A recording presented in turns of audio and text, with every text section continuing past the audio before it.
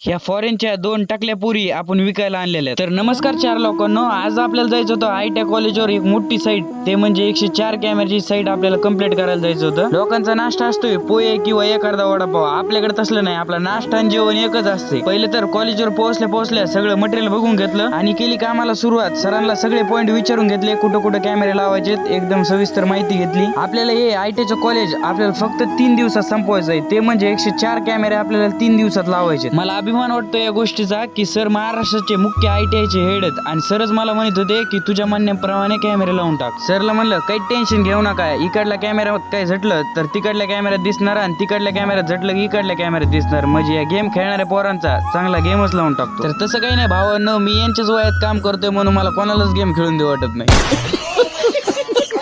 तर एकदम धार लावून शस्त्र काढले आणि भीतीसोबत केलं युद्ध. या जर केबलचा गुतडा झाला ना तर सगळे युद्धातले सैनिक इकडे आणून या केबलचा गुतडा काढावा लागणार. किती जरी आपल्या मागे काम असलं ना तर यासले येडे चाळे करणे कधीच बंद करणार नाही. बिचारी एवढी नादर दिसत होती तर हिला डायरेक्ट टकलीच करून टाकला. आता हिने नाही टाकावर माझ्यावर बचत गटाची केस. आयुष्यात काय असो नसो पण सगळ्याच्या आयुष्यात असा भाऊ पाहिजे. भावाला म्हणलं माझा लय हात दुखायला लागलाय, तू वरी चढ. एका शब्दावर लगे वरी चढला. रात्रंदिवस काम करून 3 दिवसात आपली पूर्ण साईट कंप्लीट झाली होती. बघू शकता तुम्ही आपले टोटल कॅमेरे मोबाईलवर ऑनलाईन करून दिले सरांना आणि टीव्हीवर पण लाईव्ह करून दिले. तर कसा वाटला मित्रांनो ब्लॉग, कमेंट करून नक्की सांगा आणि आयडीला फॉलो करून घ्या. तुम्हाला पण कॅमेरे बसवायचे असतील तर खाली बायो मध्ये नंबर दिलेला आहे, प्लीज संपर्क साधा. धन्यवाद.